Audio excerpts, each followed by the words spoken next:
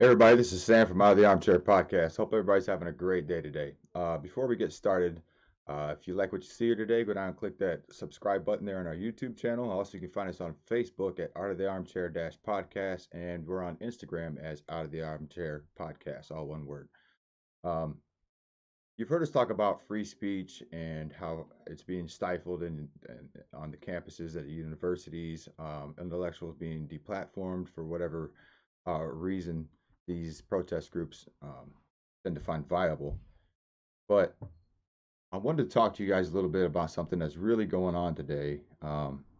Back in February of 2018 at Portland State University, a guy named James Damore from Google, he's an ex-employee from Google. What happened was he wrote, they had a meeting about the diversity hiring practices of Google. And what James did was he found some flaws in the way that they were approaching it. They were kind of using blanket terms and just completely misrepresenting the hiring practices and how they could be more diverse and more inclusive at the same time. So he wrote a memo back that got spread through the entire company. And long story short, James lost his job for simply stating some truths to the matter and bringing actual statistics and facts to light in that conversation. So after that happened to him, I found this video of him speaking at Portland State University with Brett Weinstein's wife, Heather Hying.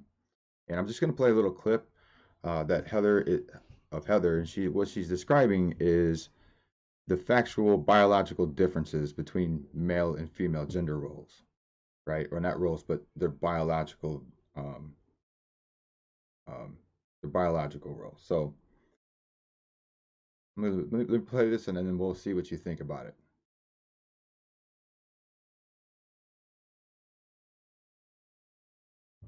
From what Helen said to help us make sense of James's memo.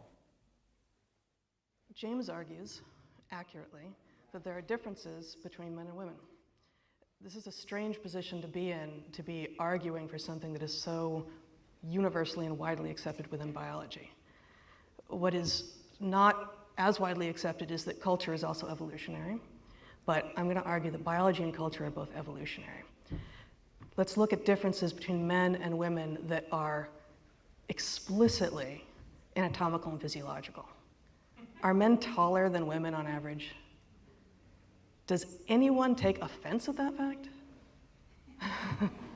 Are you irritated? There's always a standout. So I would say you could be irritated by it. You could be irritated by the fact that women have to be the ones to gestate and lactate. You could be irritated by a lot of truths. But taking offense is Okay, now at this point, people are getting up and walking out. That is rejection of reality.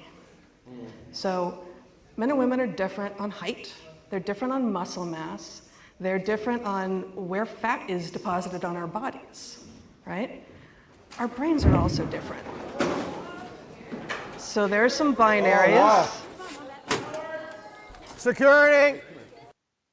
Okay, so at that point, the protesters have, they staged a walkout for this thing, and then the protesters get up, and as they're walking out, they don't only just walk out, they decide to try to destroy the property of Portland State University, the cameras, the microphones. So they effectively are trying to deplatform them. Luckily, they didn't get too far, and that talk was able to go on. And I'll post a link in the description in this video, so you can go check out the talk all yourself.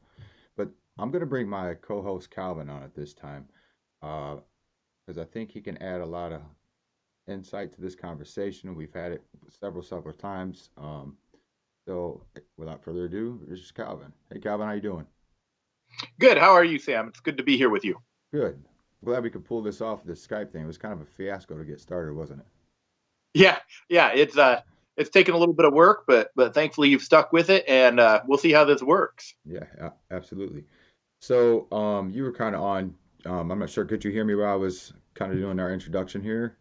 I sure could. Yep. Okay. So you know where we're at in the conversation. So this is kind of what we were talking with Aaron about too, with the whole free speech thing. Is people are being, intellectuals are being deplatformed for, speaking factually about, particularly in this case, where Heather is actually, speaking facts from within her own career field. This is what she does for a living. Are you aware, Sam, that James Damore's undergraduate degree is in biology and informatics? Yeah, matter of fact, he mentions that in the talk as well. Very smart, very precocious kid. He seems to be, and Yeah. I'm really glad He's that he. also stated that he's Asperger's, which I find interesting. Yeah. He also does I think he's on an episode with Joe Rogan too on the Joe Rogan's podcast. They did an It's interview as kind of well. how you've ever met. But anyway, yeah. Okay, so what is your take on this whole thing? Well, I think it's fascinating.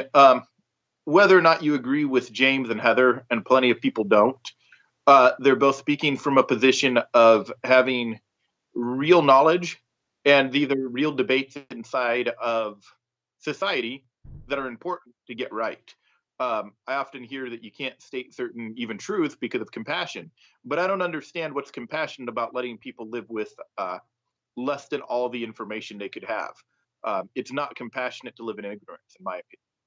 Yeah, and that seems to be what's happening, right? Because the Yeah. protesters that walked out, and this may not ring true with all of these types of groups.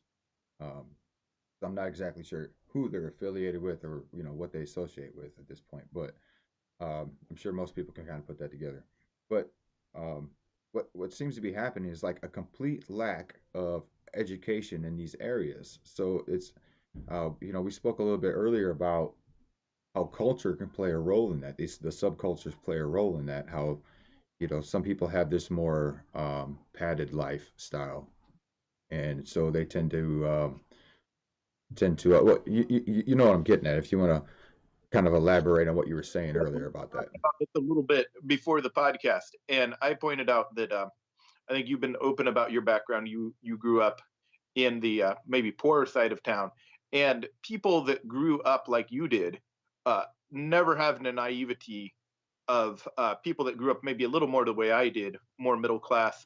A lot of these kids are clearly middle upper class, but when you get into your teens and early 20s and you get that messiah complex and you want to change the world, that's a wonderful thing if you have a basis of understanding what the world is currently. But many of these kids, first of all, don't. That's quite clear. They want the world to be how they want it to be, and second of all, they're not open to information that contradicts that view. So what Heather and James Damore are doing, Heather Hine, are they're providing information, and this information conflicts with what these kids believe about the world, which is fine.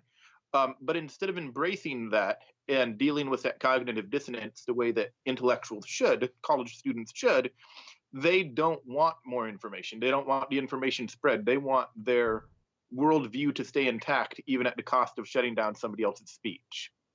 Yeah, and it seems to be like we were talking about. Um, it's kind of a state of you can have your personal opinion, but you can't have personal facts. You know, like Mm-hmm. there's certain things about the world that are just true, and it it seems almost it's almost looking like some kind of cultural mind disease where people are just like completely not even accepting the facts of the way the world is around them. And now what that does is effectively create human beings who can't navigate the world around them. Right, right, right. And this is something that comes from privilege.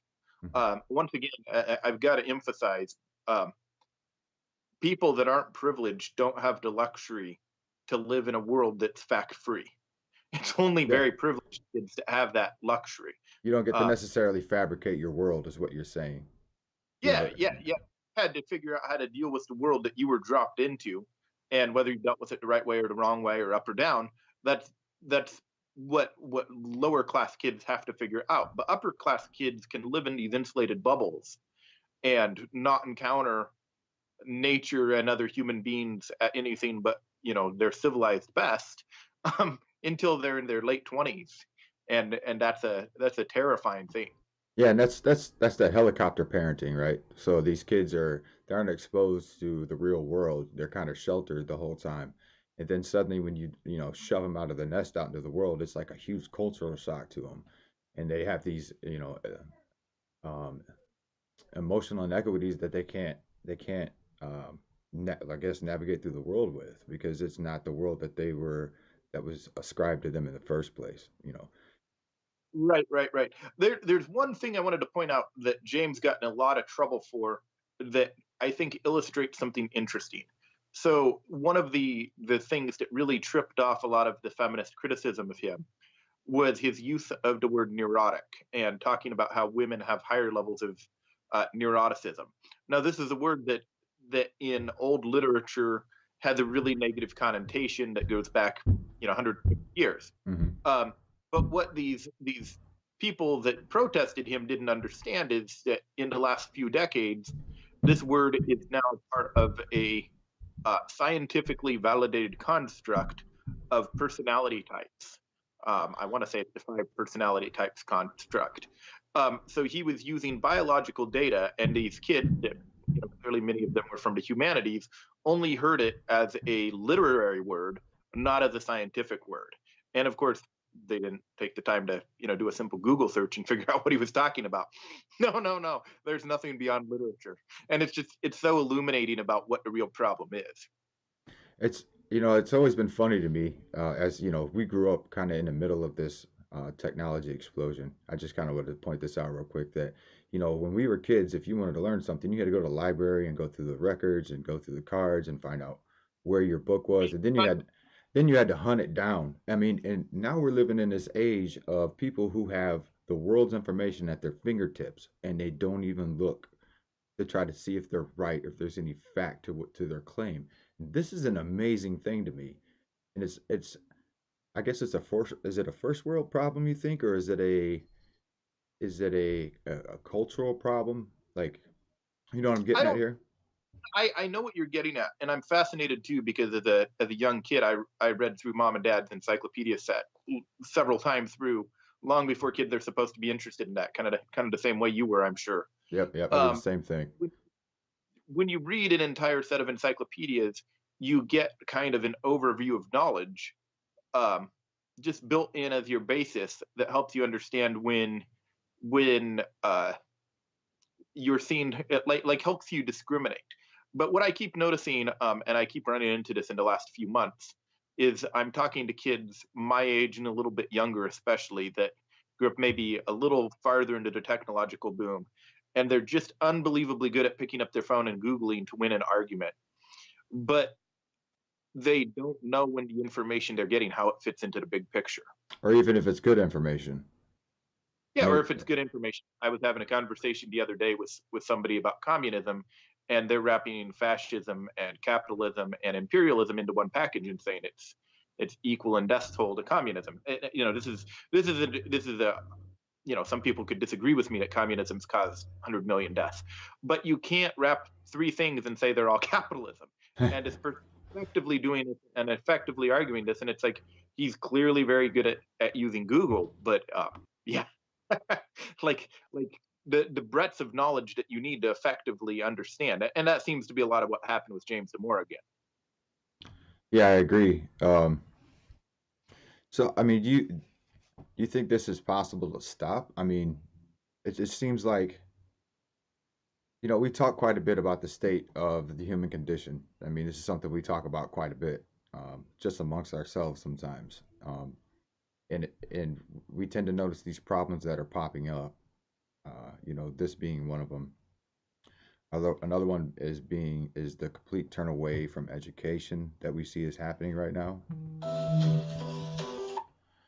Sorry about that. And so I guess I'm kind of wondering, like, where do we go from here? Brett Weinstein talks about the fourth frontier quite a bit, and I wonder if these two things are synonymous, right? Is this part of what is to be the fourth frontier, is getting over stuff like this and be able to go back and, I mean, every time, when society starts dealing with new cultural issues, like major cultural issues that tend to pop up, you know, I wouldn't say sporadically, but historically throughout time. And Periodically. yeah, and it's like it seems like um, the whole population freaks out for a while until they can get it to work into the culture again. You know what I mean? So you're working in a new meme basically, and we're pulling an old one out. You know, every time we do this, we're pulling something else out that was part of our cultural structure, and Absolutely. we insert this new meme. You know, it's kind of, I don't want to get too far off into this. We just want to make this a short video, but it's kind of what we talk about, you know, these conversations happening, right? These conversations have to happen so we can take these bad ideas out of our culture and insert there in their void the new ones that we've come up with through this type of discourse. Yeah, exactly. There's a word that I'm thinking of that I'm not going to remember, but basically we do use these big frameworks to simplify the world for us. And sometimes the frameworks fail. And something like the information revolution, it's not surprising they're failing. I'm shooting from the hip right now because I don't have the solution to this. Right. But it seems obvious to me that right now we're living through a failure of uh, even the terms like liberal and conservative really meaningfully dealing with the issues we're having. Is it a liberal problem or a conservative problem that the way we're getting information is changing our literacy and the way we interact with information and is making bad ideas spread? Is that it's neither really. And it seems like we keep fighting. Well, I mean, there's the old saying that generals always fight the last war. And I think that's what our culture is going through. We're fighting the last battle, using the last battle's weapons, and in some cases we're failing. Yeah, absolutely. And I don't know if it's the last battle. I think, probably another 100 years from now, things are going to change quite a bit again. Of course, with, technology integrated into culture, that might speed things up a bit. I mean, the last war, Okay. starting World War II, people were using World War One tactics, and starting World War One, they were using tactics from the Napoleonic Wars, and Well, that's something in that fourth frontier video. Again, I'll post the link in the description of this video here for that. But in that video, that's one of the things he talks about is, we're always looking back to figure out how to change what's ahead of us or what we're currently going through, and it seems to have had some kind of utility throughout time, but uh, possibly what we're looking at now is this change has been sped up to such a degree that basically our primitive brains aren't ready to make this change yet, and we're not noticing the red flags that are going on, and that if we miss too many of these red flags or wait too long, we're going to miss the opportunity to change, and everything's going to fall apart. We won't see that fourth frontier. there's also a game theoretical issue in there too. I don't know if you want to get into that or not, but Well, Brett does a pretty decent job talking about it. yeah, you can't talk about Brett without talking about game theory. Yeah, exactly, Yeah. exactly. And for any of our listeners that don't have a grasp on game theory, I urge you, and it's not like something that I'm fluent in, but I'm mildly literate in it. Do yourself a favor. Don't listen to me, but go on YouTube or Google or whatever and get a grasp of game theory and the prisoner's dilemma and stuff. It's just such a great way of understanding the world and biology, and so many of the problems we deal with today can be understood with game theory. Right. Even the problem of free speech is a game theory issue. Yeah, absolutely, absolutely. You made me look into that a little more. We talked, I don't know, a couple months ago, and you had brought up game theory. I thought, I don't know a lot about that. I probably should look more into that. So yeah, very interesting topic. If I think about it, let me make a note real quick because I'll post a link to a wiki page or something like that. Kind of talks about what game theory is in a basic sense. And YouTube is full of videos from the very simple to the very complicated ones. I know if you look at OpenCourseWare, you can find game theory lecture series from MIT, Stanford, and different places. I don't remember which ones I've watched, but another great resource is that OpenCourseWare. Yeah, Google Scholar is a great resource too. So yeah, I mean, it seems like we find ourselves, and there's a lot of us that are standing against this, and it's one of the reasons like we keep talking about this because we think we believe that discourse is the only way to get through these. It's like I mentioned in that video with Aaron, right? We have no other mechanism to discern ideas, to find out what are good and bad ideas without discourse. So when you what these people did basically when they walked out is They didn't sit down. I think Brett even says it in the video. They didn't sit down and listen to the opposition's argument to, formulate a great question that would just completely tear down their argument, the opposition's argument. Instead of taking that opportunity and maybe perhaps They, enlightening themselves, enlightening somebody else, they just get up and walk out without even hearing what they're talking about. And I dare you, anybody that's watching this video, to go and watch that video, okay? And listen to what they're saying in the beginning. Listen from the introduction on. And the point where I stopped it at is when they started trying to yank all the, trying to break the equipment. And after that, they follow these protesters out into the hallway and get a couple clips of them. Okay. And one guy is saying, we're not going to allow Nazis to talk. We're not going to give Nazis a platform. And I dare you, I bet you if you went through that, there's not one thing that is mentioned in that whole entire introduction up until the point where I hit pause that has anything to do with Nazism, anti-Semitism, racism, or sexism at any cost. You cannot come to me and say that you have found this statement that was said there. It's just impossible. So well, and you cannot find anything in the biography of Brett and Heather Hine, you know, or James Damore that would lead you to believe that these people are in any way associated with the alt-right or with Nazis or anything. I mean, it's completely ridiculous. I know some people were upset because uh, James Damore went on a few podcasts that were conservative and one or two that somebody said was associated with the alt-right, which I'm skeptical that that was even true. yeah, but But I mean that's what needs to happen though, right? Like yeah, it's stupid when a leftist goes on. Or I'm sorry, go ahead. well, all I was just saying is that you're absolutely right. He James did exactly what you should do. So he was fired after Google asked for input. He gave them the input that was very scientific, and then he was fired for it. And in the aftermath, he was inundated by requests for interviews. And even though he's a very shy person, he went around and talked about his ideas. And then he gets criticized for being a Nazi. It's ridiculous. It's a childish piece of criticism. It Go really ahead. is. It really is. I mean, I try to make a loof of it every time we talk about free speech, so people don't bring up that old tired argument, because like I said, every time we talk about free speech or the differences in cultures, but mainly every time I bring up free speech, somebody always brings up Nazis. So yeah, don't bring that. That's a dumb argument. Find something more updated, please. Yeah, yeah. More interesting. It's just not an interesting argument. I don't know about you, but I've never personally met anybody that was alt right or a Nazi. Right. So okay, so I was making a point before is that Go ahead.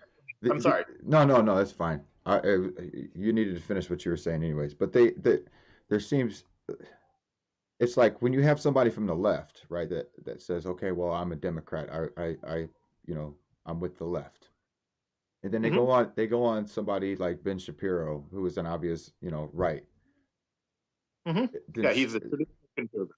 suddenly this like tribalistic thinking kicks in some people, and they just say, "Oh, he's really a puppet of the right." You know what I mean? They'll say some dumb stuff like that, and it's just like, how are you supposed to have this discourse that we were talking about earlier? Like, how are you supposed to have this discourse if that conversation can't happen? How do you obtain democracy? Like Ben, where Ben is a lawyer, very smart. What I've seen, he's generally quite honest. Sometimes, but he's somebody that you can have conversations with. Can you repeat that because you were kind of choppy? It's, I think it's the signal. Oh, that's fine. Yeah, especially somebody like Ben Shapiro, where Ben is a trained lawyer. He's smart. He's young. He's, you know, by all means, a fairly average Republican. Like, there's nothing overly crazy or conservative. He's an Orthodox Jew. Like, this is not somebody crazy. Um, yeah, it's somebody wonderful to talk to, even if you disagree with him, as I sometimes do. Yeah, well, he's an educated guy. I mean, and he's spitfire at debating. I mean, that takes some type of intellect. So, I mean, it's not like, I could see if you were going to talk. No, I'm not going to do that because I don't want to stereotype somebody wrong. But when you think of a radical Trump supporter and you think of a radical leftist, right? Like that's a conversation I wouldn't want to see happen, right? But if you have people who are obviously educated, right? Obviously, Talk, that you can honestly have a good conversation with them, say that again. and people that you can have an honest, good conversation with. Yeah, yeah, absolutely. But I think it's imperative to, that these conversations happen, and it's like people are even becoming scared to go on like a leftist to go on a right show or a radio talk show or whatever and have the conversation because they don't want to be denounced from their own side. It's kind of like we talked about before with Steven Pinker, where he was talking about, it's the same condition as North Korea. And Steven Pinker kind of pointed out, he's like, you have the denouncers that have to do denounce the people who are doing the denouncing, who are denouncing the denouncers before they're denounced.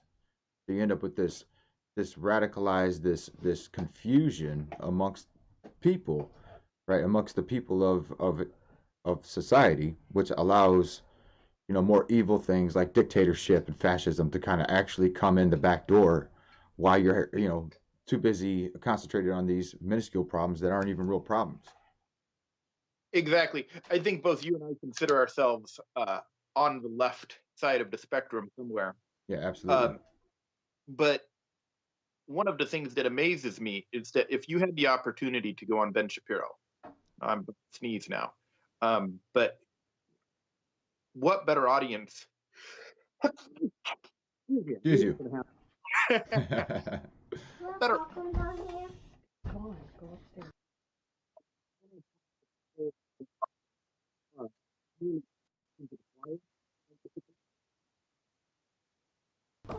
I couldn't hear you. Sounded muffled when you were saying what you were saying. Can you repeat that again? If a left-wing person goes on a left-wing program, they're speaking mostly to left-wing viewers. It's essentially preaching to the choir. But if a left-wing person goes on a right-wing program where they're going to be treated fairly and have an honest debate, they're talking to people that they can convince to move closer to their side. And the opposite is true. And this is why these conversations are wonderful, because when Yeah, breaking up again.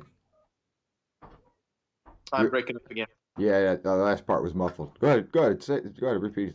Well, I was just saying, when I hear somebody on the right say something interesting, I learn more than when I hear somebody that already agrees with me say something interesting. Yeah, it's keeping you out of your echo chamber. Absolutely. Yeah, And absolutely. that's an imperative, and that's part of the whole free speech thing too. If there's things that you can't say in public, there's an article that I'd like to get Aaron's input on about that it's looking like in the EU there's some possibility it's going to be impossible to criticize immigration. Well, that's crazy. Essentially, you're making a political policy that's impossible to be criticized. So you're making power unaccountable. That's terrible. I mean, this is not a liberal idea. This is a conservative idea. Yeah, I don't, there's let me see if I can pull this up real quick because I don't want to get it wrong. But did you hear about at Evergreen? They're actually taking a word. They're stripping a word from their vocabulary over there. Let me see if I can pull this up real quick because I don't want to. Yeah, and it's a really stupid word. College to do is to get a smaller vocabulary than you came with. Yeah, if you guys want to send your kids to college, don't send them to Evergreen. It is a horrible college. I Send mean, them to the University of Chicago. you want to talk about people losing their minds. I mean, these people have all but completely lost their minds over there. Did I have Uh, it? uh, they had to. They hired Brett and Heather at one time. So I mean, that was a pretty smart move. Yeah, 20 years ago. Yeah, yeah, true that. Culture was a lot different then. Yeah, it's just taking forever to pull up. I'll see if I can pull it up and I'll just post it in the description. But yeah, they're taking this word out of their vocabulary there. Like you're not allowed to say it. It's not in their manual anymore because it was about I want to get this right because it's so stupid. Let me see if I can. the Democratic aide that got fired for saying the word niggardly, which is an old-fashioned word that you would have, maybe at a college entrance exam or whatever, but it means like impoverished, and it predates, of course, the N word, which I wouldn't say. But they sound enough similar that apparently he said it and somebody got offended and he got fired for saying a word that was not the N word, sounded like it. Yeah. Yeah. I mean, this is absurd. and it's just, it seems like it comes from a complete lack of education. So, yeah. Okay. So, look, the word is covenant. Huh? Why would you remove that? I, I don't know. It says, Evergreen school faculty, faced with plummeting enrollment and successive layoffs, have railed their collective energies to banish a word because it reminds someone somewhere of cultural genocide. Covenant? Yeah, I'm gonna have to look into that. I mean, are they talking about like when the witch burnings, the witch trials, from the Christians? I mean, what are they talking about there? Are we sure this isn't an article from The Onion? No, no, this is Brett. This is from Brett's tweet, man. So That's it's unbelievable. pretty factual. I'm, I would say. I'm absolutely sure it is, but that it just Okay, I'm so let me say something. Let me say something to be very clear here. Okay, I'm going to give you two words: genocide, covenant. Two completely different words. Completely Yep. different words. I can't even think. Covenant. Let's talk about that for a minute. Covenant is used in so many ways, Or right? like marriage, or even like a land agreement is a covenant between the buyer and the seller. Yeah, Yeah. and basically they say they I think I may be misquoting here, but I'm going to go for it anyways. It says in the manual, in their teacher a student manual, it says that the teacher and the teacher will create a covenant with the student. So basically, all it's saying is we're going to pay attention to your kid while they're here. You're going to get the Yeah. best education and the best attention possible that we can give you. So This is just absurdity. I'm just here to say, if covenant reminds you of genocide, you need to go to the ER and you need to check yourself in for mental health and you need to get some good care. you need you need a friend in your life. And I'm not saying that to bash people with mental health issues. I've had my own. But like, if this is the level of reality you're having, then it's time to get help. Absolutely, absolutely. So, I think we'll wrap it up now because we wanted this to be short. I know me and you can go for an hour and a half easy without a problem. I love you, bro. I love you too, man. So yeah, thanks for coming on Skype, man, and taking the time and allowing us to invade your home. So Yeah, this has been fun. And thanks everybody for tuning in and give us some feedback. And before you react to us mentioning James Damore, I know that there were a lot of hit pieces written about him. Do a little research. It turns out that when that issue first came up, I had a negative reaction to it. But then I did my research because that's what a good skeptic does. And turns out he wasn't saying anything that was all that controversial. yeah, Um, I think the actual memo is available online. I'll see if I can find that and put it in the description as well. So Yeah, and remember that one of the versions of the memo that was put on, and I don't remember which news outlet's coverage, was specifically edited to make him look bad. Good job, news. it was several of them. I think one of them was New York Times, as a matter of fact. I want to say so, but I don't want to yeah, bash an agency unfairly. Yeah. Yeah, well, I'll post the link and they can go from there, I guess. So, all right, well, Inviting me on by Skype, it's been fun. yeah, it's been great. I'll probably get with you later, okay? Absolutely. All right, man. See ya. Bye. Okay, so we'd like to hear your thoughts on this. We kind of delved in a little more than I thought we were gonna today, but I'm gonna keep the conversation going. So I'd like to hear your thoughts on this. Please go and check out the links in the description. Do some research on it. So that way, when we do have the conversation, you have a foot to stand on with me.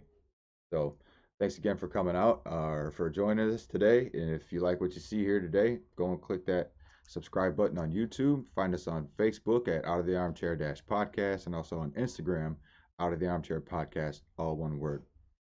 All right, so I will see you later.